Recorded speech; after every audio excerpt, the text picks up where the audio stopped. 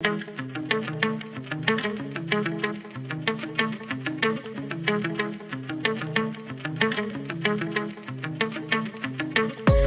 کن ای شب ای سیاهی، من همون خورشید فردام، من مخالف حجابم، دیگه رو سری نمیخوام. گوش کن ای شب ای سیاهی، من همون خورشید فردام، من مخالف حجابم، دیگه رو سری نمیخوام، دیگه رو سری نمیخوام.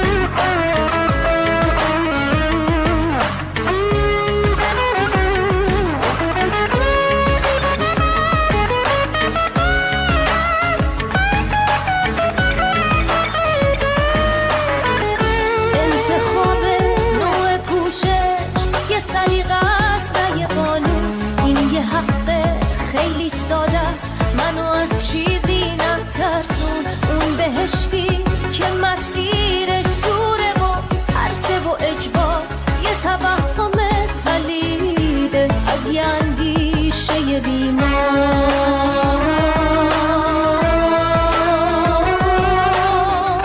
گوش کن ای شب ای سیاهی، من همون خورشید فردا، من مخالف حجابم، دیگه رو سری نمیخوام، منو از چیزی نترسون، من همینم که همینم، تو دیگه تموم کارت، دارم اون روزو میبینم.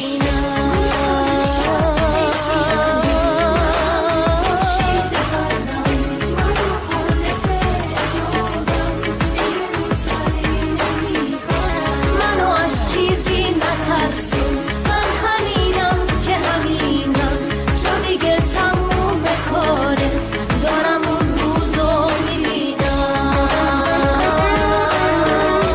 دارم اون روزو میبینم، دارم اون روزو میبینم. برای توی کوچه رقصیدن، برای ترسیدن به وقت بوسیدن، برای خواهرم خواهرت خواهرامون، برای تغییر مغزا که پوسیدن، برای شرمندگی، برای بیپولی، برای حسرت یک زندگی معمولی، برای کودک زباله‌گرد و آرزوهاش، برای این اقتصاد دستوری، برای این هوای آلوده، برای ولیعصر و درختای فرسوده، برای پیروز و احتمال انقراضش، برای سگهای بیگناه ممنوعه، برای گریه های بیوقفه، برای تصویر تکرار این لحظه، برای چهره‌ای که میخنده، برای دانش آموزا، برای آینده، برای این بهشت اجباری، برای نخبه های زندانی، برای کودکان افغانی، برای این همه برای غیر تکراری، برای این همه شعارهای تو خالی، برای آوار خونه های پوشالی، برای احساس آرامش، برای خورشید پس از شبای طولانی، برای قرصای اعصاب و بیخوابی، برای مرد میهن آبادی برای دختری که آرزو داشت پسر بود، برای زندگی آزادی،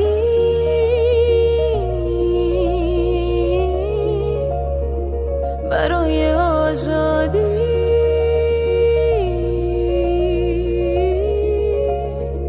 برای آزادی،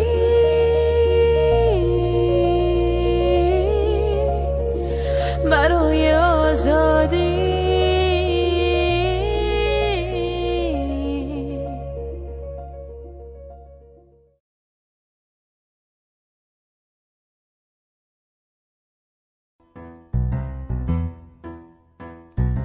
نه نه نه نه نه نه نه به پوشش به زور، نه به هرچه سانسور، نه به خودکامه ها، نه نه نه نه به ننگ کشور، نه به شخص رهبر، نه به عمامه ها، نه نه نه نه به گشت ارشاد خصم زنان آزاد، نه به دیکتاتورها، نه نه به زجر و زندان، نه به ضد انسان، نه به جیغ خورها، نه نه به نوح خانی دشمن شادمانی، نه به مدح و مداح، نه نه نه نه به دین زوری، نه به بیشعوری، نه به اشک تمساح، نه نه نه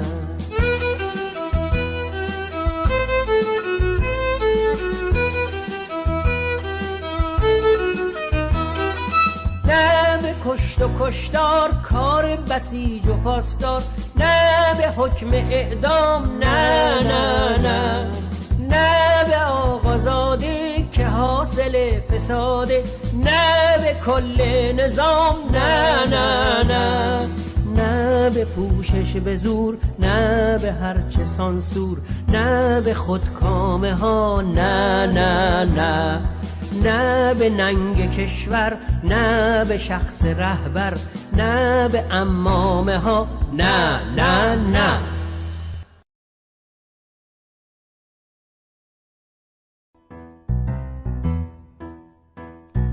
نه نه نه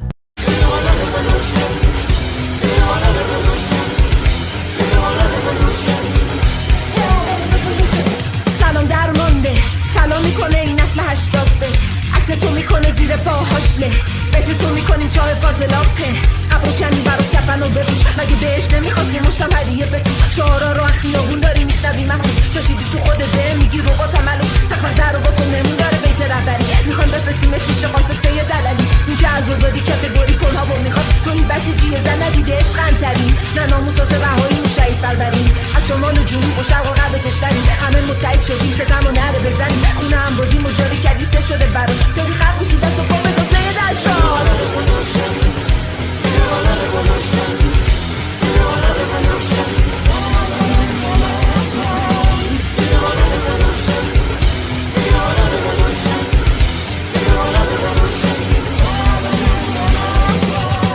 خیابونا پرانگیز است، ما میریم به جنگ اهریمن، دیگه نمیخوریم خریدتون، باید قصد جنوبه سوزونیم عریشش، یا میریزیم تفکر جمعیده است، زیری نمیشه که فکر عقیدم، شما قاتل زندگی ها و زمینیم، باید جونه این قولو بگیریم از شیشش، بترسیدم ملیت چی دست، وقتی یا ملت از شکل بقیه است، میخوام آزاده بمیرم پس نه به شریعت، باید تموم کنیم آفاده رو تو به مشیعت، بگو با من زندگی آزادی عقیده است، باید عمل کنیم بهش بعد جنگیدن، برا زن بودن که نشه تنش غنیمت، ولی نوبت باز پیروز میشیم همیهن.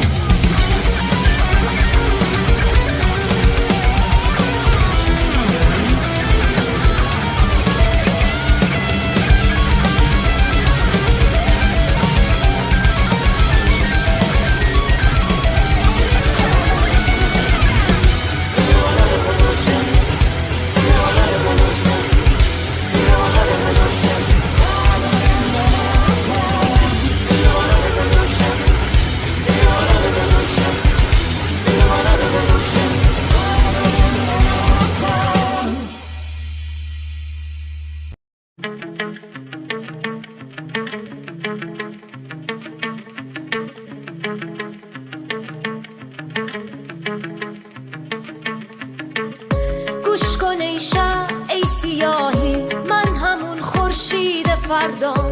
من مخالف حجابم، دیگه روسری نمیخوام. گوش کن ای شب ای سیاهی، من همون خورشید فردام. من مخالف حجابم، دیگه روسری نمیخوام. دیگه روسری نمیخوام.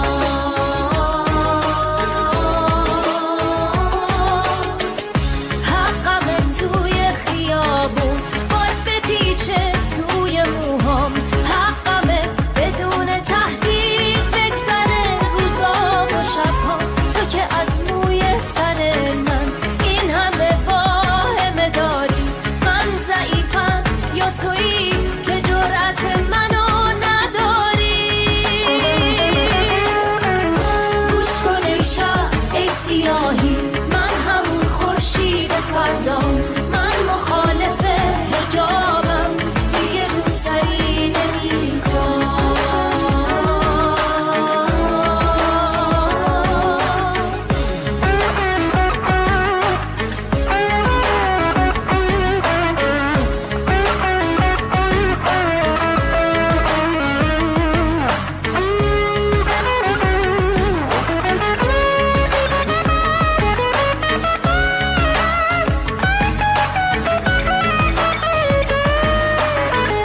انتخاب نوع پوشش یه سلیقه است نه یه قانون. این یه حق خیلی ساده است، منو از چیزی نترسون. اون بهشتی که مسیرش زوره و ترسه و اجبار، یه توهم پلیده از یه اندیشه بیمار.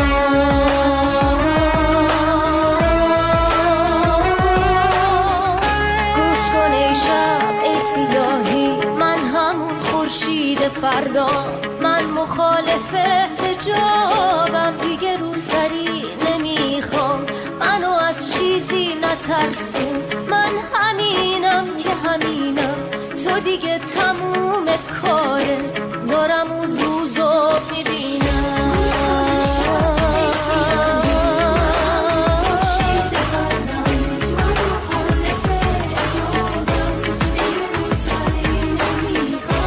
منو از چیزی نترسون، من همینم که همینم. تو دیگه تموم کارت، دارم اون روزو میبینم. دارم اون روزو میبینم. دارم اون روزو میبینم. برای توی کوچه رقصیدن، برای ترسیدن به وقت بوسیدن. برای خواهرم خواهرت خواهرامون، برای تغییر مغزا که پوسیدن. برای شرمندگی برای بیپولی، برای حسرت یک زندگی معمولی. برای کودک زباله‌گرد و آرزوهاش، برای این اقتصاد دستوری. برای این هوای آلوده، برای ولیعصر و درختای فرسوده. برای پیروز و احتمال انقراضش، برای سگهای بیگناه ممنوعه. برای گریه های بیوقفه، برای تصویر تکرار این لحظه. برای چهره‌ای که میخنده، برای دانش آموزا، برای آینده. برای این بهشت اجباری، برای نخبه های زندانی. برای کودکان افغانی، برای این همه، برای غیر تکراری. برای این همه شعارهای تو خالی، برای آوار خونه های پوشالی. برای احساس آرامش، برای خورشید پس از شبای طولانی. برای قرصای اعصاب و بیخوابی، برای مرد میهن آبادی. برای دختری که آرزو داشت پسر بود، برای زن زندگی آزادی.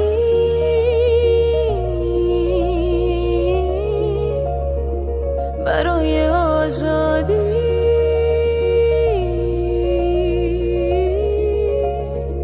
برای آزادی. آزادی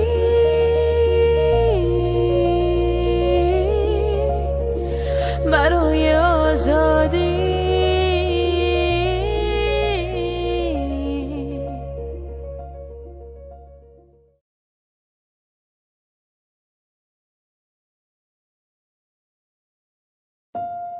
برای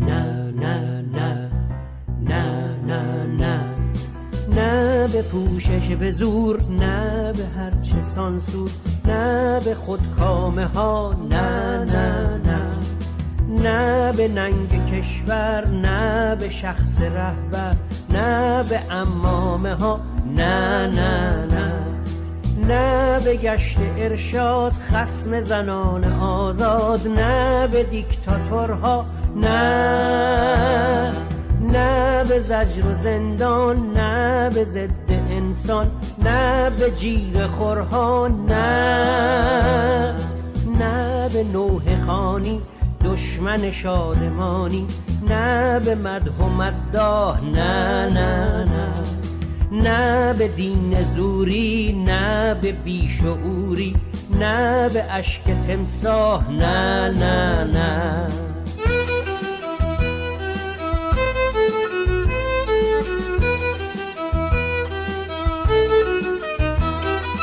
نه به کشت و کشتار کار بسیج و پاسدار، نه به حکم اعدام، نه نه نه نه به آقازاده که حاصل فساده، نه به کل نظام، نه نه نه نه به پوشش به زور، نه به هرچه سانسور، نه به خودکامه ها، نه نه نه نه به ننگ کشور، نه به شخص رهبر، نه به عمامه ها، نه نه نه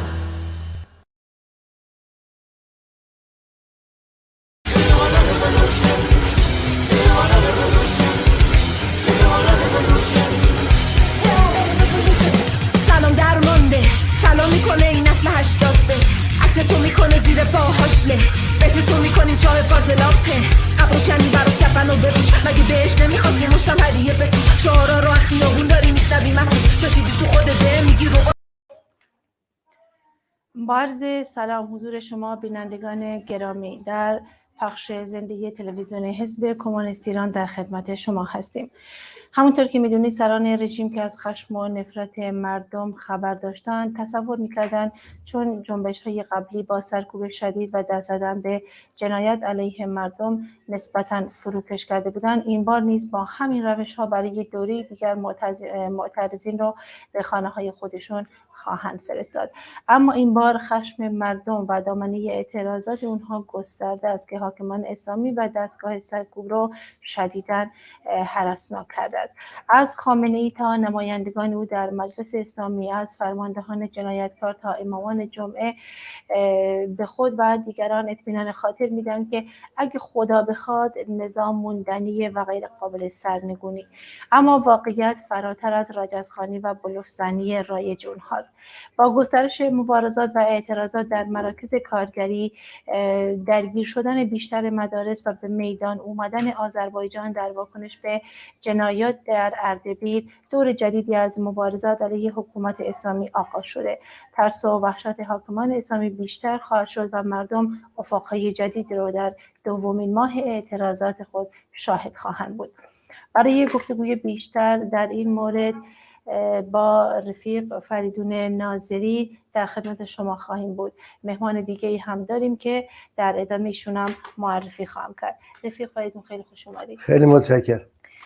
رفیق فریدون، همونطور که میدونید به وارد ماه دوم اعتصابات و اعتراضات و خیزش انقلابی مردم شدیم. حکومت تا حالا نتونسته با سرکوب این اعتراضات رو خفه کنه و باعث فروکش شدن اونها بشه. دلایل این چیه در مقایسه با اعتراضات گذشته و سرکوب های سال 96 و 98؟ دلایلش مختلفه. یکی این که خب ما اگه دو خیزش قبلی سال 96 98 رو در نظر بگیریم، خیلی سرکوب وحشیانه‌ای بود، مخصوصا سال 98. با کشتن 1500 نفر. تجارب بسیار تلخی داشت برای مردم. خب اونا کارگرای حاشیه بودن، کارگرای به اصطلاح اون بخش از کارگرا بودن که کار ثابت اونجوری ندارن. خیلی معلوم شده، یعنی این جنبش نشون میده که واقعا دستاوردهاشو جمع کردن. دیگه اینی که خود جنبش خالص کارگری، چون اون مثلا سال 98 سال 96 کسانی به اصطلاح پول گذاشته بودن تو بانک ها و اختلاسگرا خورده بودن پولاشونو، مال باختگان به اصطلاح هم قاطی بودن. ولی جنبش کارگری خالص، حتی مثلا چه با معلمان چه با کارگران بازنشسته و چه حتی بی اونا، خود اونی که خالصتر بیم کارگریه، خیلی سال دوام آورد. با اینکه صندوق اعتصاب نیرومند ما سراغ نداریم داشتن، مبارزاتشون اعتصاباتشون تداوم داشت، مستمر بود، چه در نفت چه در هفت تپه، چه کارگران فولاد اهواز، اینا پیشاهنگان مبارزات. معلوم شده اونا در دل خودشون تو این مدت دو کار عظیم کردن. یکی اینه که تشکل‌های بسیار پخته تری دارن، تشکل‌های هم از نوع شوراییش هم از نوع سیاسی طبقاتیش.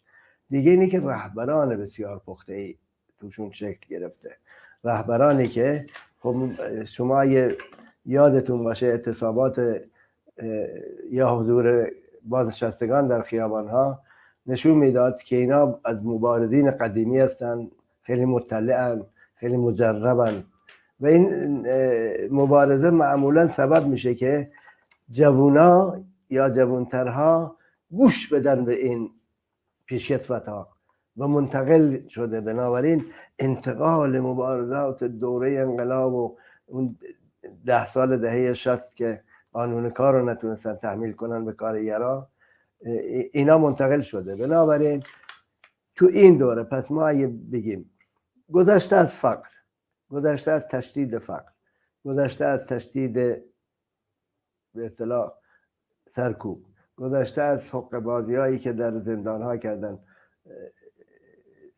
زندانیان سیاسی رو اعدام میکردن بدون که به خانوادهش بگن و اصلا خبر بدن به کسی و اصلا پنهان میکردن، یا اون همه اعدام غیر مثلا حتی از نظر یه رژیم بورژوایی سرکوبگر و قاتل و اینام حتی در اون سطح هم قابل قبول نبوده. اون همه اعدام اینا گذشته از اینا. به نظر من اونی که الان سبب شده این آگاهی وسیع، این جهانی شدن طبقه، این استفاده عظیم از شبکه‌های اجتماعی با به اضافه اون رهبرانی که شکل گرفتن، به اضافه اون تشکل‌هایی که شکل گرفتن و الان ما می‌بینیم تو محلات تشکل میزنن. تشکلاتشون سیاسی، هنوز تشکل حاکمیت به این معنی نیست. خب تا وقتی که رژیم هست و نون مردم میده و دارو میده و هوای مثلا به اصطلاح مریض و اینا رو داره، لازم نیست کارگران خودشون یا مردم محلات خودشون این کارو بکنن، ولی آمادن این کارو بکنن. ولی خیلی سیاسیه، خیلی هدایت شده است و همین جهت ما خوشبختانه میبینیم علی‌رغم اینه که یک نیروی عظیم مفتخر امتیاز زیادی گرفته تو این مدت، آماده است برای کشتار، نتونستن اون میزان که خودشون میخواستن سرکوب بکنن. بنابراین این یکی دیگه اینه که خب دیگه اینا تکراری من میگم، نقش زنا، پیشگام بودن زنا، پیشگام بودن جوونا، مثلا اومدن دانش آموز خیلی تأثیر گذاره. اون حتی مثلا یه بازاری ممکنه فکر کنه خب من نیام، من با رژیم باید باشم علی‌رغم، چون جنبش جوهر چپ قوی داره، ولی خجالت میکشه از این بچه ها، از این کودکان. نقش عظیم اینها، تأثیرات اجتماعیشون چه در سطح ایران چه در سطح دنیا. در سطح دنیا واقعا حداقل باید گفت بخش عظیمی از پیشروان طبقه کارگر و کارگری که سطح طبقه‌اش مقدار بالاست و یه مقدار چشمش بیشتر میبینه، واقعا به تنگ اومدن از سیستم سرمایه‌داری. سیستم سرمایه‌داری به بنبست رسیده و تمام اینا در تحمیل ریاضت اقتصادی، در ول کردن یک میکروب به جان مردم، در اینی که الان تورم به 12 و 13% تو این کشورها رسیده، هیچ وقت تورمشون به 2% و 2.5% بیشتر نمیرسید. اونام نفرت دارن، اونام چه امیدی دارن. این امید رو در کشور ما پیدا کردن و کشور ما به دلیل این انقلاب سال 57 تا اینا و مبارزاتی که تا حالا شده و اینه که امپریالیسم آمریکا رو واقعا ضعیف کردن در کشور، اون نقش گذشته رو نداره. خود امپریالیست هم نقش گذشته رو نداره. تو افغانستان به چه بلایی سرشون اومد، تو عراق هم چنان، تو لیبی هم چنان، الان هم یه جنگی راه انداختن، روسیه رو درگیر کردن، خودشون بیشتر گیر کرد. یعنی اینا به هم گره خورده و ما این انقلاب بسیار شکوهمند داریم. میرم سراغ رفیق اصغر کریمی، رئیس هیئت اجرایی حزب کمونیست کارگری. رفیق اصغر، خیلی خوش اومدید. ممنون از اینکه دعوت ما رو قبول کردید. خیلی متشکرم و سلام میکنم به شما مهمان عزیزتون و بینندگان عزیز. ممنون از شما. رفیق اصغر، مطلع هستی که کارگران بیشتری به اعتصاب پیوستن. خواسته های اونها چه تغییری در تناسب قوا بین معترضین و حکومت میتونه ایجاد کنه؟ خب کلا الان کارگران کیانتایر، کارگران راننده های تانکر نفتکش در آبادان که بخشی از پالایشگاه آبادان هست که نقش طبعا کلیدی و مهمی هم دارن، و بخشی از کارگرای نفت در عسلویه و غیره تو اعتصاب هستن. ولی خب خواست اینا اساسا حول خواستای صنفی و همیشگیشون اومدن به میدان. منتها اهمیت این مسئله اینه که توی شرایطی به میدان اومدن که معنی سیاسی داره، بار سیاسی داره، تاثیر سیاسی میذاره رو جامعه، خوشبینی ایجاد میکنه و همه میدونن که خب توازن قوا اجازه نداده که کارگر هفت تپه، کارگر فولاد و کارگران ماشین سازی و غیره بیان به میدان و بگن با خواست سرنگونی، با خواست آزادی زندانیان سیاسی و شعارهایی که امروز در خیابان‌ها و دانشگاه در جریانه، توازن قوا بهشون هنوز اجازه نداده با این شعارها بیان تو میدان. هرچند کارگران عسلویه هفته پیش با علیه دیکتاتور و علیه خامنه‌ای و مرگ بر خامنه‌ای شعار دادن و دست به تجمع زدن، ولی خب میدونیم با دستگیری ده‌ها نفر از اونها مواجه شد و منتها همه مردم میدونن کارگرها خب ناراضی ترین بخش جامعه، از همه بیشتر به معنا متنفرن از حکومت، چون نه تنها اون آزادیه که کل جامعه میخواد، نه تنها برابری زن و مرد، نه تنها بی‌حقوقی زن، نه تنها بی‌حقوقی سیاسی، نه تنها همه مصائب سیاسی و ایدئولوژیک و عقب افتادگی حاکم بر جامعه اونا رو با گوشت و پوست لمس میکنن و شاید بهتر از هر کس تو زندگیشون لمس میکنن، بلکه به دلیل فشارهای اقتصادی بی حد و حصری که به زندگیشون اومده در تمام این 10 سال، در نتیجه اونها مسائل بسیار عمیقی دارن، نفرت عمیقی دارن.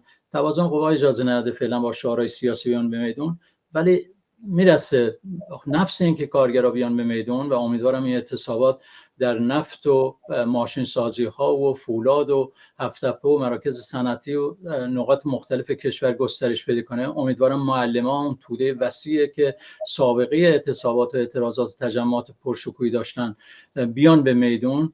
خب حتما اون وقت شعارهای اصلیشون میشه شعار مرگ بر دیکتاتور و سرنگونی جمهوری اسلامی و نابودباد حکومت مذهبی و برابری زن و مرد و آزادی زن سیاسی و این شعارها رو میدن و طبعا وقت در رأس در واقع انقلاب هم قرار میگیرن. این پتانسیل، این آمادگی، این به اصطلاح ظرفیت بالقوه رو طبقه کارگر داره که موقعی که میاد به میدون انگار یک قولی در واقع از شیشه آزاد شده، میاد کل جامعه پشت سرش بسیج میشه. همین هفته پیش که کارگرات دست به اعتصاب زدن، شعار دوباره یا کارگر نفت ما رهبر سرسخت ما که یادآور شعار کارگر نفت ما رهبر سرسخت ما در سال 57 بود که به کارگرای اعتصابی نفت در واقع جامعه گفت، بار دیگه همین اتفاق میفته به دلیل نقش کلیدی که دارن، به این دلیل که بیان به میدون تولید میخوابه، اقتصاد فلج میشه و کنار جمهوری اسلامی میشکنه، قابل سرکوب نیست به سادگی و خود به خود مردم میدونن کارگرها اگه در ابعاد وسیع بیان به میدون که حالا این اعتصابات در واقع میتونه مقدمه اون باشه و به سرعت هم میتونه رشد بکنه، اون وقت خیابون هم 100 بار قوی تر میشه، اون وقت دانش آموزان بسیار قوی تر میان به میدون، اون وقت دانشجوام علیرغم که تو همین مدت یک ستون مهم این انقلاب بودن قوی تر و وسیع تر و رادیکال تر میان تو میدون. میخوام بگم همه میدونن که کارگر که بیاد به میدون دیگه اتفاقات عظیمتری تو جامعه میفته. رفیق فریدون، در کردستان تجارب اعتصابات موفقی دیدیم و شاهد این اعتصابات موفق بودیم. ما باید چه کار کنیم؟ یعنی اینکه مدارس، ادارات دولتی که برخی از اینها به این اعتصاب نپیوستن، چه کار باید کنیم که این ادارات دولتی و مدارس یا دانشجوها و بخش خدمات دولتی به این اعتصاب بپیوندن؟ یا اینکه چه موانعی باعث شده که تا کنون این قشر از جامعه به اعتصاب نپیوندن؟ من با درود به رفیق اصغر، متاسفانه ابتدا نمیدونستم ایشون هستن، عرض ارادت بکنم. شما البته اشاره کردی، من نگرفتم راستش. ببینید کسانی که از حدود 5 میلیون نفر از دولت حقوق میگیرن، بخشن مدیران بالا هستن، مدیران میانی هستن، مدیران سطح پایین تر هستن و کارمندان عادی. اینا تو این دوران بسیار شدید و فقر وسیع خب معمولا خطر نمی کنن به این زودی تا مطمئن نشن رژیم رفتنیه. بنابراین مانع اصلی اونه، حقوق میگیرن، بخشن که اصلا اون سطح بالایی ها کاملا فاسد شدن و بخشی از بورژوازی فاسدن و اینا، بخشن هم مال خرده بورژواهای مرفهن. اینا بهشون امیدی نمیشه. بس اگر به میدون بیان در مبارزه طبقاتی که هست، طرفدار اپوزیسیون بورژوایی بعد رژیم خواهد شد. اونا هیچی، ولی اون قسمت هایی که به پرولتاریا و به کارگر و به مردم نزدیکترن، اینها خب گفتم این یه مسئله. خب نمیشه اینم پوشوند که فساد عظیمی که از رأس حکومت شروع شد، از خود فرماندهان نظامی شروع شد، از سیستم اقتصادی مافیایی شروع شد، از خامنه‌ای و دم و دستگاه شروع شد، اینا خب بخشن به این بخشم رسیده، از این کارمندان رسیده. یعنی متاسفانه بدون زیرمیزی، بدون رشوه کارا رو راه نمی‌انداختن. اینم به نظر من مانع بسیار بزرگیه و خب آدم انقلابی باید یه اخلاقیات ویژه داشته باشه، از خودگذشتگی هایی داشته باشه. این اخلاقیاتی که جمهوری اسلامی به این طریق و بعد با خرافاتش اینا رواج داد، این میزان از فداکاری اینا رو از بین برده. ولی به طور یقین باید گفت با پیشرفت مبارزات که گره اصلیشو همین رفیق اصغر گفت، اومدن کارگرها هستن که شاید در آینده اگه سوالی باشه من جواب بیشتری بدم، خواهند اومد. چرا که طبقه کارگر مثل طبقه، نه مثل آحاد، الان مثل آحاد اومدن، از ابتدا مثل آحاد اومدن، بعد محلات کارگر زحمت نشین جنوب اومدن که اونا معلومه دیگه کارگر متشکل در محلن، ولی هنوز نقشی ندارن در تولید کالا و تولید خدمات که بسیار اساسیه برای بورژوازی. یعنی بورژوازی سود باید ببره، این بخوابه، رژیم درآمد نداشته باشه، مالیات نداشته باشه.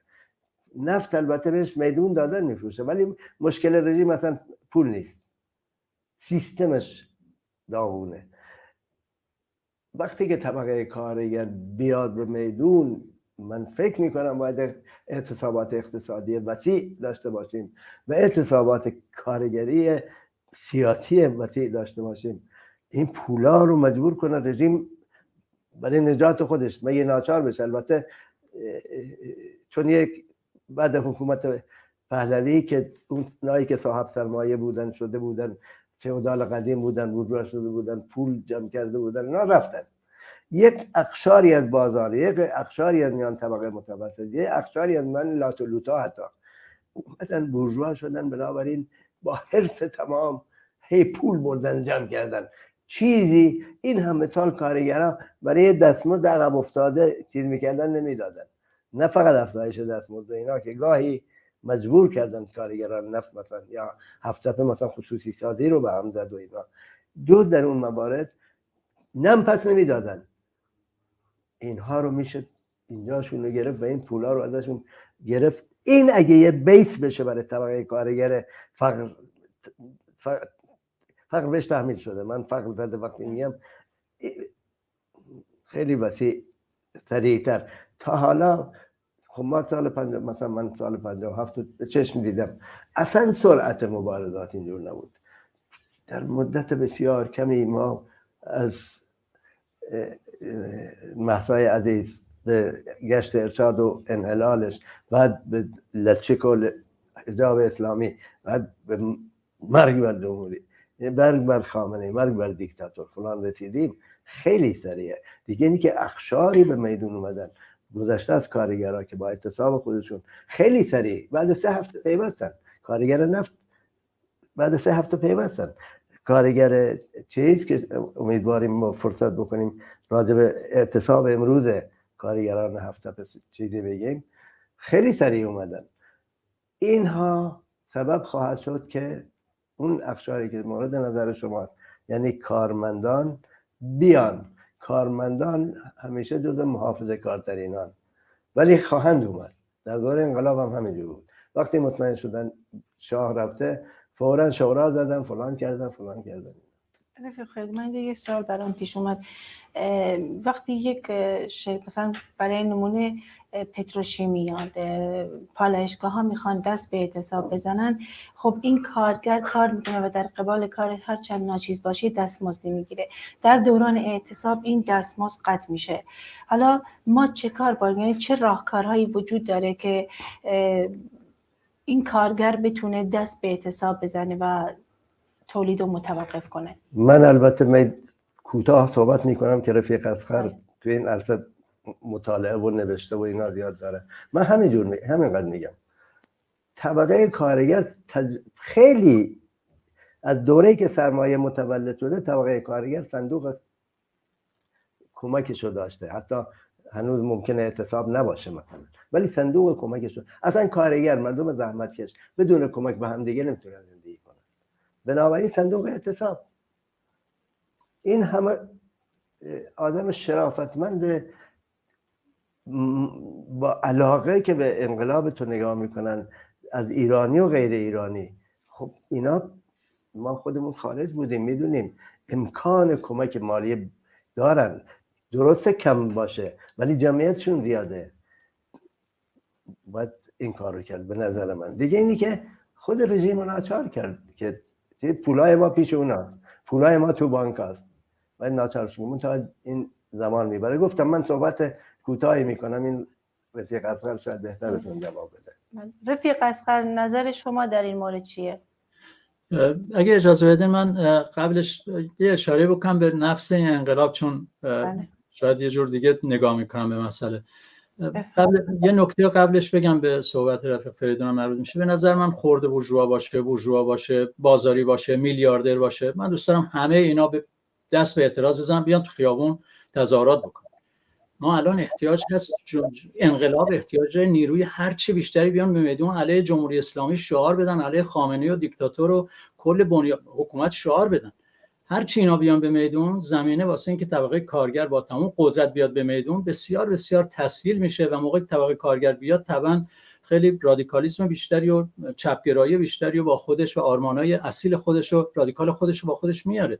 به اضافه این یه جامعه‌ای داریم که بسیار بسیار چپ هست، بسیار بسیار رادیکال هست، بسیار رهبران معلمان، اعتراضات کارگری، رهبران دانشجویی، بخش وسیعی از جامعه امروز دیگه به گذشته، ایده‌های گذشته و سنت‌های عقب مانده اعتقادی نداره و متعلق به اونا نیست. اومده به میدون رفاه میخواد، آزادی میخواد، برابری میخواد، زن، زندگی، آزادی. این شعار زیبای اصیل عمیق این انقلاب هست. این نکته رو خواستم بگم و از همینجا میخوام نکته دیگه که بگم اینه که این ببینید ما از سالها قبل راستش از فکر کنم 20 خورده سال پیش بحثمون این بود که جامعه به احتمال قوی حول مسئله زن و مذهب قطبی میشه. این بارم و دقیقاً این اتفاق افتاد. مسئله نیست که پس جامعه صرفاً علیه بی‌حقوقی زن و علیه حکومت مذهبی، بلکه کلاً چون کل این بساط، کل این نظام، کل اون فساد، کل اون 43 سال تحقیر و سرکوب و فقر و بی‌حقوقی رو میخواد از بین ببره، با کل هویت حکومت در افتاده. حکومت قبل از هر چیز هویتش یه ایدئولوژی مذهبی داره که با اتکا به اون، با استناد به اون، با این ایدئولوژی، با این فرهنگ، یه قشر طفیلی آخوند و آیت الله رو سر جامعه حاکم کرده که به اضافه سرکوب وحشیانه‌ای که کنارش هست تا رس مردم رو بکشه، تا کارگر رو به این وضعیت فقیر و محروم بکشونه، تا زن رو بی‌حقوق کنه، تا جوان رو بی‌حقوق کنه، تا کل جامعه رو از ساده ترین حقوق انسانیش محروم بکنه و جامعه حول این اومده به میدون. و این بسیار بسیار عمیقه. اتفاقا این که تو دنیا اینجور مثل بمب ترکید و دنیا رو در مقابل شجاعت و شهامت دخترایی که تو خیابون حجاب برمی‌دارن، پسرایی که تو خیابون اینجوری می‌جنگن، به تحسین واداشت. دنیا پا شد در مقابل این مردمی که اومدن به میدون. به این معنا انقلاب فوق‌العاده عمیقه، فوق‌العاده عظیمه. این یه تفاوت اساسی داره با حتی 96 و 98 که اونها بسیار رادیکال و عمیق و سرنگونی طلبانه بود و زمینه رو واسه اتفاقا این انقلاب فراهم کرد. نفس این که اینجور ادامه پیدا کرد، الان وارد هفته پنجم شدیم، نفس این که بخش‌های مختلف جامعه دارن میپیوندن، نفس این که دانش آموز 15-16 ساله میاد به میدون و اینجور قهرمانانه مبارزه میکنه، نفس این که تو منطقه و تو دنیا اینجور سر و صدا میده. این همه هنر و ابتکار و خلاقیت و اشکال مختلف میاد بیرون، به خاطر اینکه بسیار عمیقه و طول کشیدنش، تداومش باعث میشه که انواع به اصطلاح لایه‌های مختلف جامعه بهش بپیوندن و به این معنا فوق‌العاده عمیقه. حالا برگردم به سوال شما، کوتاه اشاره بکنم این که در مورد خب کارگر رو می‌دونیم یه مشکلشون مسئله شغل و از دست دادن، چون برخلاف وضعیت کارگر با دانشجو با محصل فرق میکنه، با جوونی که تو خیابون فرق میکنه. کارگر بیاد تو خیابون و شغلش از دست بده، فردا خانواده‌اش باید برن تو خیابون زندگی کنن. در نتیجه خب این یه معضل اساسی هست که داره. سال 57 هم دیدیم انقلاب خیلی جلو رفت، 1 سال تقریبا طول کشید تا کارگرها اومدن به میدون، ولی موقعی که اومدن دیگه کمر حکومت شکستن. این دفعه سرعت اتفاقات طبعا فوق‌العاده زیادتر هست و 1 سال طول نمیکشه این قضایا. یه مشکل دیگه کارگرها اینه که موقعی که اعتصاب میکنن با خطر زندان و اخراج مواجه میشن و اون وقت اینم میتونه محافظه کارشون بکنه و در نتیجه صندوق حمایت از اعتصاب که اساساً هم به در واقع کارگرایی که دستگیر میشن و خانواده‌هاشون نگرانن میتونه کمک بکنه. طبعا نقش مهمی داره.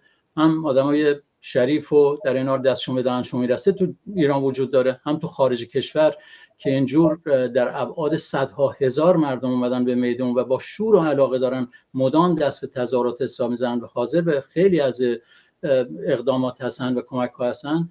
میتونه این مسئله رو تاثیر زیادی داشته باشه که صندوق‌های اعتصاب بسیار قدرتمندی تشکیل بشه که کارگری که اعتصاب میکنه فکر کنه اگه گرفتنش بلافاصله صندوقی هست که پشتوانش باشه و خانواده‌اش رو تامین کنه، یا کارگری اگه به خاطر اعتصاب و اعتراض اخراج کردن بدونه که پشتوانه مالی هست، بدونه که دیگرانی هستن ساپورت میکنن، کمک میکنن و لااقل این نگرانی رو نداره و این کمک میکنه به اینکه اعتصاب راحت‌تر شکل بگیره، راحت‌تر تداوم پیدا بکنه و این نگرانی به ویژه فعالینی که میافتن جلو کمتر بشه. ممنون. رفیق میدون جنگ درونی بین حاکمان حکومتی شروع شده. بخشی از اونها میگن که نباید در مقابل مردم تسلیم شو و بعضیاشون هم میگن که خواستار یه نوع تغییر هستن و یا تغییر مدیریت شدن. به نظر شما امکان شکاف بیشتری در رهبری رژیم هستش؟ من فقط راجع به صحبت‌های رفیق اصغر بگم، خب منم طرفدار اینم بیشترین کسبیات از بازاری و از بورژوای بالا و خب پایین و منتها ما باید در عین اینی که میتونیم همکاری بکنیم انتقادم باید بکنیم. چرا؟ برای اینکه اصلا جمهوری اسلامی بره، خب یه حکومت بازم بورژوا بیاد که بلایی سرمون میاد که سال 58 و فلان به سرمون از این هیولا رو داشتیم. بنابراین خب من هم طرفدار اینم هرچه بیشتر بیاریم، ولی طرفدار اینم که نقدمون هم بداریم. دیگه اینه که کارگرای دوره 57 بعد 6 ماه اومدن، در واقع بعد کشتار چیز خیابون لال، آره، و جمعه‌ای که مشهور شده به جمعه سیاه در 18 شهریور 57 اومدن، یعنی 6 ماه. یعنی کارگر نفت، کارگر پالایشگاه تهران به رهبری رفیق زنده‌یاد خسروشاهی شروع کردن به مبارزه. و جالب اینه که اول برای دستمزد کردن، دستمزد رو اضافه کرد. اولا فوراً سریعا تمام مناطق نفتی گرفت، دستمزد رو زیاد کردن. اون وقت گفتن نیروی نظامی باید از مناطق نفتخیز بره بیرون، اونم به زور بعد مدتی عملی کردن. حکومت نظامی باید لغو بشه، زندانی سیاسی باید، یعنی همینجور جلو رفت. به هر حال 6 ماه بود. اما این سوال، این کاملا درسته که از ابتدا این حکومت همیشه دو جناح داشتن. از ابتدا اینه که خمینی میگفت کاخنشین و کوخنشین، به طور واقعی نیروهایی داشتن، یعنی یه نیروهایی که میخواستن از طریق فریب اقشار پایین حکومت اسلامی رو اداره کنن. خودشون هم نمیدونستن یه سیستم سرمایه داری همینجور همه رو باید ببری، به غارت کنی، مافیا بشی، باید خودشون هم شاید نمیدونستن. بنابراین از همون ابتدا همین موسوی با خامنه ای اون وقت اختلاف شدیدشون سر همین بود. این خامنه ای طرفدار سرمایه نوع غربی بود، به این معنی که ببرو برو به دزدو فلان فلان. اون میگفت باید یه چیزی هم به چیزا بدیم، این اقشار پایین بدیم. این همیشه بین سرمایه‌دارا این اختلافات بوده، در ایران انعکاس داشته. بنابراین از همون ابتدا ما اینو داشتیم. ولی در سالهای بعد دیگه وقتی که سپاه تبدیل شد به یک نیروی عظیم، به اصطلاح هولدینگ عظیم اقتصادی، و هم قاچاق فروشی بکنن، مردا دستت باشه، مالیات نده، و بعد بدون هیچ قرار و مداری شرکت نفت بهت پیمان بده و فلان فلان، بین خودشون سر اینی که خب این درآمد کجا میره. این اختلاف بوده. دیگه اینی که سر برخورد به زندانی سیاسی و برخورد به سوریه و برخورد به عراق و به یمن و اینا، همیشه این اختلاف بینشون بوده. اونا هم تبدیل شدن به دو جناح ای که اون فرمانده قبلی جعفری مثلا گویا میگن رهبریش میکنه، خب اطلاعات زیادی هم نیست ولی به نظر میرسه این درسته. یکی اونه، یکی هم سلامیه که الان فرمانده چیزی، راستش معلومه یه نیرو پشتشه که خامنه‌ای ناچار شده اینو بیاره. خب این اختلاف بوده از قبل، ولی الان یه مبارزه اومده شدید کرده اختلاف. خون بچه رو ریختن تو خیابون همینجور ساده نیست. توی زندان توطئه بکنی، کشتار را بندازی و بعد تو همون زندان، به روایت سپیده قلیان، رئیس زندان ها میاد میگه که نزنید. اونایی که آماده کرده بودن بزنن، این اومده بود میگه نزنید. دیگه اینه که سر همون مسئله زندان، سر حوادثی که هست، فارس مال بخشی از سپاه چیزی میگه، شرق مال بخش دیگه از سپاه چیزی میگه، روزنامه های متعلق به آخوند و فلان فلان مال تبلیغات اسلامی، مهر فلان یه چیزی میگن. این نشون میده ولی این اختلاف خیلی خیلی شدید خواهد شد واقعا با پیشرفت مبارزه، با شکستشون در ارتعایی که، چون الان مبارزه مدام اونا رو به عقب رونده. علیرغم ضرباتی که خوردیم دستاورد بیشتره، علیرغم ضرباتی که خوردیم امید به انقلاب بیشتر شده. بنابراین من معتقدم که این شکاف خیلی عظیم‌تر خواهد شد. رفیق اصغر، این یه واقعیته که تو هر انقلابی همه مردم شرکت نمی کنن. برای پیروزی این جنبش و این انقلاب ما به چه چیزی نیاز داریم؟ یعنی خیلی هم سوال میشه که چند درصد مردم اگه به این خیزش، به این اعتصاب، به این اعتراض بپیوندن میتونه کمر رژیم رو بشکنه؟ خب طبعا من فکر میکنم انقلابات اتفاقا انقلاب موقعی که در واقع بخش‌های مختلف جامعه میریزن بیرون، یعنی صرفا یک طبقه معین نمیریزه بقیه جامعه ساکت باشن. تمام انقلابات دنیا اینجوریه. موقعی که حکومت به جایی میرسه که جامعه نمیخوادش، جامعه به معنی وسیع کلمه، بخش‌های مختلف جامعه به جز یک قشر خیلی حداقل و کوچیک، بقیه جامعه ناراضی میشن، معترضن، حتی شکاف میفته در صفوف حاکمیت. بخشی از خود حاکمیت هم یا ناراضیه یا اعتراض میکنه یا سکوت میکنه یا صفش از حکومت به نوعی جدا میکنه و این شرایط رو فراهم میکنه که مردم در واقع بتونن انقلابشون رو به پیروزی برسونن. اینه که بخشای و امیدوارم با تداوم در واقع این انقلابی که یک ماه قبل شروع شده فرصتی باشه که بقیه جامعه بتونه در ابعاد وسیع به این اعتراض بپیونده. خب طبعا یه مسئله به نظر من در کنار اعتراضات خیابونی و اعتراضاتی که دانشجوها، دانش آموزا و جوان‌ها دارن، بسیار بسیار مهمه که اعتصابات گسترش پیدا کنه. من تردیدی ندارم اگر 10 مرکز کارگری نسبتا بزرگ مثل هفت‌تپه، فولاد یا راننده‌های مثلا شرکت واحد در تهران یا بخشایی از نفت، 4 تا پالایشگاه یا 2 تا از کارخانه‌های ماشینسازی و این مراکز بزرگ یا یه بخش دیگه خدمات، راننده‌های کامیون‌ها به عنوان مثال، اگر به دست به اعتصاب بزنن، به سرعت اولا موجی از اعتصاب کل جامعه رو فرا میگیره، چون جامعه آماده است. 90%، 95% جامعه به شدت ناراضیان و میخوان این حکومت بره. منتها خب همه با هم نمیان تو خیابون، با هم وارد میدان نمیشن. هیچ انقلابی هم اینجور نبوده. بالاخره انقلاب یه پیش‌قراولانی داره، از یه جایی شروع میشه.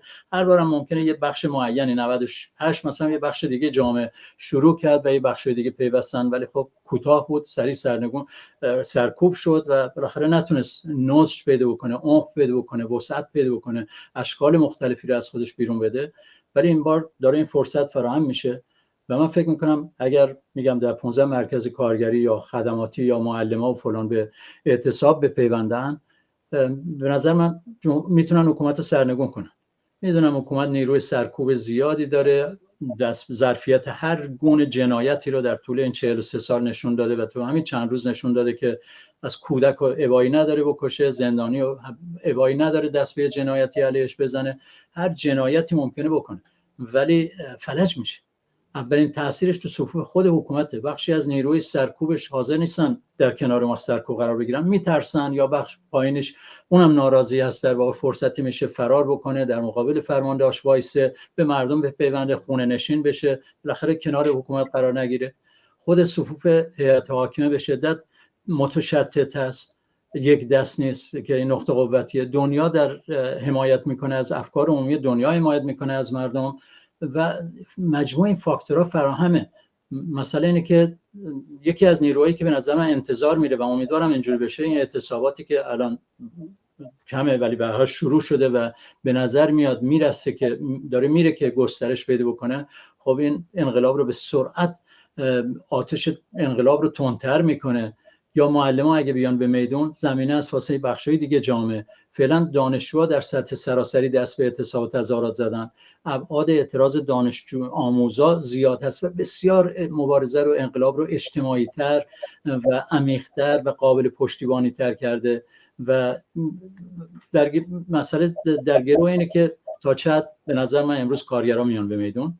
اومدن اونا به میدون این سال 57 هم موقعی که 17 شهریور 57 اون کشتار میدان ژاله صورت گرفت به حکومت نظامی تو 11 شهر اعلام شد، اون موقع بود که کارگرها اومدن به میدان و دیدیم با چه سرعتی اومدن. به موقعی که اومدن دوباره خیابون ابعاد قدرتمندتری گرفت، تظاهرات‌ها بسیار بیشتر شد، اعتصاب به سایر نقاط رفت. میخوام بگم این تاثیر اینجوری میذاره. در نتیجه الان هم اینجوری، اگر کارگرها دست به اعتصابات وسیع بزنن، معلم‌ها بیان به میدون، کارگرای خدمات دست به اعتصاب بزنن و اعتراض بزنن، 100 بار حضور مردم در خیابونا گسترش پیدا میکنه، روحیه نیروهای رژیم در هم میشکنه، به نظر من صفوف پایین رژیم متلاشی میشه و زمینه واسه سرنگونی جمهوری اسلامی علیرغم همه سپاه و بسیج و سرکوبی که فراهم کرده به سرعت در هم میپاشه. این تردیدی تو این نباید داشته باشه و من فراخوانم اینجا به کارگرها، به معلما، به بخش‌های مختلفشون، به راننده‌های کامیون اینه که بیان به میدون. این حکومت میشه انداخت. نگران نباشین از اینکه فردا اخراجتون میکنن یا دستگیر میکنن یا هر چی. بیان به میدون، در خوزستان بیان به میدون، در تهران و عراق و قزوین و شهرهای صنعتی به ویژه بیان به میدون، راننده‌های کامیون بیان به میدون، معلما که دانش آموزان دارن بهشون فراخوان میدن، میگن این همه جنایت به سر ما داره میاره، سارینا و حدیث و نیکا و محصلاتون رو کشتن، این همه دستگیر کردن، این همه بچه 15-16 ساله تو زندان. وظیفه معلماست، انتظار میره که بلافاصله اعتصابات سراسری رو شروع کنن، اون گرایش محافظه‌کار توشون رو عقب برونن. معلمای رادیکال کم نیستن، انتظار میره از تک تک شهرها معلما، انجمن‌های صنفیشون بیان به میدون، دست به اعتصاب و اعتراض بزنن در حمایت از دانش آموز خودشون و در حمایت از این اعتراضات. به نظر من جمهوری اسلامی رفتنی باید این کارو کرد. الان فرصتیه، نباید به رژیم فرصت داد صفوفش رو بتونه جمع و جور بکنه. باید جوانایی که تو خیابونن تقویت کرد، باید دانش آموزا رو تقویت کرد، باید الان دست به دست هم بدیم، متحد یک پارچه بیان به میدون و این حکومت رو بعد از 43 سال از شرش راحت بشیم. این امکان پذیره و به نظر من الان این موقعیت مناسبی فراهم شده که به نظر امیدوارم بخش‌های مختلف طبقه کارگر به سرعت این آمادگی رو پیدا کنن، حداقل درجه از سازمان یافتگی رو به درجاتی بخشن دارن و میتونن از این کمک بگیرن و در کنار رهبری پیشرو رادیکالشون شروع کنن اعتصابات رو تا کار به سرانجام برسونه. بله. رفیق فریدون، چرا هیچ حکومتی از جمهوری اسلامی در جریان اعتراضات حمایت نکرد؟ حتی چین و روسیه هم حمایت نکردن و حمایت بشار اسد هم فقط لفظی بود. به نظر من همه حمایت دارن میکنن. هیچ رژیم امپریالیستی یا سرمایه‌داران اینا نمیخوان این رژیم بیفته. این رژیم اگه بیفته با امواج عظیم نیروهای چپی که در ایران به طور بالقوه هستن و خیلی سریع سازمان پیدا خواهند کرد، خاورمیانه هیچی، مهمترین منطقه خلیج، این شیوخی که گماردن بر شرکت چاهای نفت، اینا خواهند رفت. 80% جمعیت قطر کارگر مهاجره، اصلا اینا باقی نخواهند بود. اون قبلیه با اون همه ارتجاعش، اسلامی، شیعه و اینا دوروبر اون منطقه رو همه رو به جوش آورد. وای به حال این که جنبش انقلابی چپ در ایران شکل بگیره، همه این خطر رو احساس میکنه. اینا خیلی مطلعن دیگه. اینی که با یه رژیمی طرفن که دم و دستگاه سرکوبش آماده است، آدمای مجرب داره در کشتن، آدمای بیرحم داره در کشتن. دیگه اینی که هیچ اصول انسانی و هیچی براشون مطرح نیست.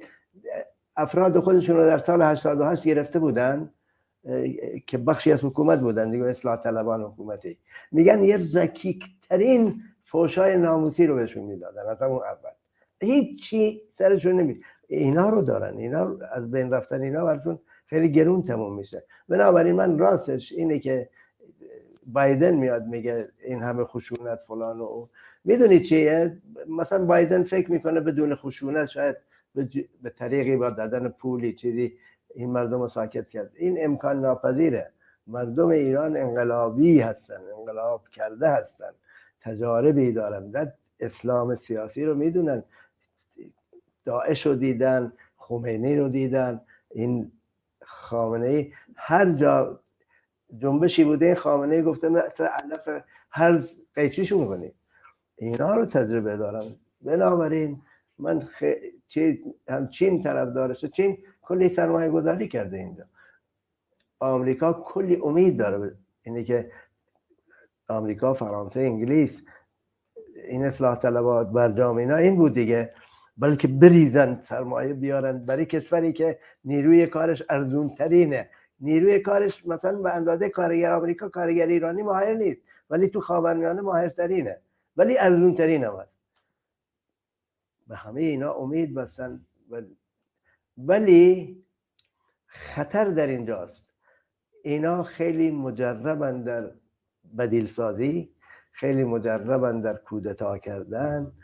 تو سپاه پاسداران یک نیروی طرفدار غرب موجوده، توی سرمایه‌های خصوصی اصلا همه طرف چین و روسیه و اینا اصلا تو سیستم اقتصادی و بانکی و فلان فلان ایران نفوذی نداشتن تاریخا. اونا هستن، نمیخوان این حکومت بره، ولی اگه رفت ما باید آماده باشیم بلا فاصله در برابر بدیل سازی های اینا وایسیم. در کردستان احتمالاً شرایط مشخصتری پیش میاد. همش باید متکی بشیم به مردم، به کارگر، به شوراشون، به تشکلایی که مثل قارچ سر در میارن و اینا اگه در برابرشون وایسن امکان پیروزی داریم. چرا که خود امپریالیست هم سال 57 اینا هم نیستن، نه نفوذ اونچنانی تو ایران دارن مثل اون سالا، نه پایه اقتصادیشون مثل اون سالا ویرون شده از پایه اقتصادیشون، چشماندازشون. بنابراین من فکر میکنم الان حمایت میکنن. یک نفرشون نگفتن رژیم تغییر پیدا بکنه، فقط گفتن که خشونت فلان فلان. خود تو هم با ویروس کرونا بیشتر خشونت علیه مردمه، مخصوصا سالمندها و مردم کارگر اینا نشون دادی. دیگه اینه که هر جا کودتا کردیم تو آرژانتین 30,000 نفر گم شدن، کشته شدن. توی اندونزی 1,000,000 نفر. تو مگه همین نیستی؟ الان BBC داره پخش میکنه که بریتانیا در دوره کلونیالیسمش در فلسطین چه جنایاتی کرده. میخواد به مردم بگه نگران این نباشین، جنایت میکنه، اونم همین جانی بوده. اینا 3 میلیون هندی رو فقط با معطل اقتصادی کشتن در اون دوره. ولی ما این برای ما برعکس اونی که BBC میگه به این معنی نیست جانی ها هم قبول کنیم، اینا هم میندازیم اونا هم میندازیم. نیروی چپ و کمونیست به نظر من این ظرفیت رو داره، منتها کار هرکولی هم میخواد. رفیق اصغر، حرف آخر شما چیه؟ من 2 نکته رو میخوام تاکید کنم در مورد خارج کشور. داخل کشور اشاراتی کردم. به نظر من مسئله به میدان آوردن افکار عمومی که زمینه بسیار مناسبی الان فراهم شده، در ابعاد میلیاردی مردم دنیا فهمیدن که داره در ایران چه میگذره. در ابعاد میلیاردی این احساس همبستگی با مردم، با زنا و با کل این جوونا وجود داره الان و در نتیجه اطلاع رسانی مسئله به معنا حل شده است و رسانه‌های غربی وادار شدن که در مدام این مسائل رو بر شکل منعکس بکنن و این نیرو رو باید همونجور که در دهه 80 میلادی حدود مثلا 40 سال پیش، بین 30 تا 40 سال پیش دنیا به میدان اومد در حمایت از مردم آفریقای جنوبی علیه رژیم آپارتاید نژادی، الان هم این زمینه وجود داره، باید کار کرد واسش و این افکار عمومی رو خیلی بالفعل‌تر کرد، کشون به خیابونا که همون تظاهراتی که اون موقع شروع شد در اروپا به نقش مهمی در سرنگونی رژیم نژاد پرست آفریقای جنوبی داشت. الان رژیم آپارتاید جنسیتی در ایران رو نوبت مردمی که بیان به میدان این رژیم رو در حمایت از در همراهی با مردم ایران این رژیم رو بندازن. و به نظر من ایرانیایی که الان خیلی فعال اومدن به میدان که هیچ وقت سابقه نداشت، در ابعاد صدها هزار در 5 هفته گذشته اومدن میدان و هر روز در شهرهای مختلف دارن تظاهرات میکنن، به نظر من نقش مهمی میتونن داشته باشن. نه تنها تظاهرات خودشون رو با قوت همچنان ادامه بدن، بلکه کمک بکنن. خیلیشون مراوداتی دارن، این توانایی رو دارن، نفوذی دارن و میتونن کمک بکنن به اینکه این افکار عمومی بالفعل‌تر بیاد به میدان و این مجموعه فشار بیاره به دولت‌های غربی به ویژه که جمهوری اسلامی رو بایکوت کنن. الان یه پتیشنی که به ویژه به خاطر حمایت حامد اسماعیلیون، یه چهره بسیار خوشنام در واقع انقلاب، از پری شب راه افتاد تا ظهر 320 میلیون نفر امضا کردن و میرسه به میلیون نفر و در جهت همین بایکوت و آزادی زندانی سیاسی و بیرون کردن سفرای جمهوری اسلامی. بیرون کردن سفرا یعنی قطع رابطه، یعنی به یه معنا یعنی بایکوت. اگر دولت‌های غربی رو ما وادار کنیم جمهوری اسلامی رو بایکوت کنن، به یه معنا جمهوری اسلامی در خارج کشور سرنگون کردیم و این نقش بسیار مهمی داره در انقلاب مردم ایران، در پیروزی انقلاب مردم ایران، چون یه روحیه دیگه ایجاد میکنه. مردم متوجه میشن که حمایت دولت‌ها یا مماشاتی که میکردن تمام شد، راه‌ها رو بستن، هیچ دیگه مشروعیتی نداره، راه برو برگردی در سطح بین‌المللی نداره و حکومت نمیتونه بدون مراودات بین‌المللی یک ماه به زندگی خودش ادامه بده. در نتیجه فشار ما رو بایکوت مسئله بسیار بسیار مهمیه. فشار به همین دولت‌ها طبعا هیچ دولتی امروز من سراغ ندارم که دولت مردمی یا دولت آزادیخواهی باشه، ولی همین دولت‌ها سال 57 موقعی که از شاه ناامید شدن بالاخره کنارش رفتن کنار. منتها اون موقع چپ آمادگی نداشت، حزبی وجود نداشت، حزب سیاسی رادیکالی. این دست خمینی و جریان اسلامی رو آوردن گذاشتن سر کار، ولی این بار به نظر من اتفاق نمیفته. تو همین مدت می‌بینیم چجوری جریانات حتی شبه مذهبی مثل مجاهد حاشیه شده، اصلا وجود خارجی انگار نداره. میخوام بگم جامعه ایران این بار بسیار بسیار متفاوت هست. یه جامعه ضد مذهبی، یه جامعه مدافع برابری، یه جامعه مدافع مدرنیسم و آزادی و سکولاریسم، یه جامعه مدافع رفاه و برابری و عدالت. این جامعه اینجوریه. باید فشار آورد همین دولت‌ها رو و میشه همین مدت انقلاب ایران وادارشون کرده که لحنشون نسبت به جمهوری اسلامی تندتر بکنن، بارها و بارها محکوم بکنن، تو پارلمان‌ها و هر شکلی که خواستن یه جوری حمایت بکنن. ولی بحث ما اینه که این کافی نیست. باید بایکوت کنین، باید کنار حکومت برین کنار، باید بگین این نماینده مردم ایران نیست، قاتل مردم ایرانه. این امکان به نظر من این پتانسیل و این ظرفیت انقلاب ایران و به خود ایرانیات مقیم خارج این ظرفیت آمادگی رو داریم که وادار کنیم دولت‌ها رو که بایکوت کنن جمهوری اسلامی، روابط اقتصادی سیاسیشون رو قطع کنن، دیپلمات‌های جمهوری اسلامی رو اخراج کنن و به نظر من اینم نقش خیلی مهمی میتونه داشته باشه در گسترش انقلاب، در روحیه دادن به مردم، در تضعیف جمهوری اسلامی و در انداختن جمهوری اسلامی. بله، ممنون از شما رفیق اصغر کریمی، رئیس هیئت اجرایی حزب کمونیست کارگری، و شما هم رفیق فریدون نظری. ممنونم. خیلی متشکرم از فرصتی که در اختیار من گذاشتین. من شما ممنونم.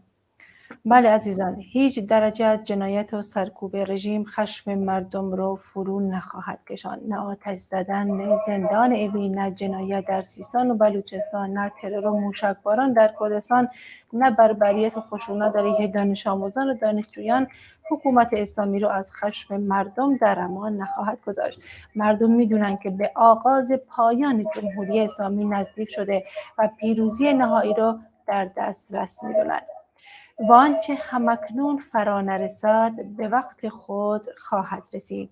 عمده آماده بودن است. هملت شکسپیر. تا دیداری دوباره، بدرود.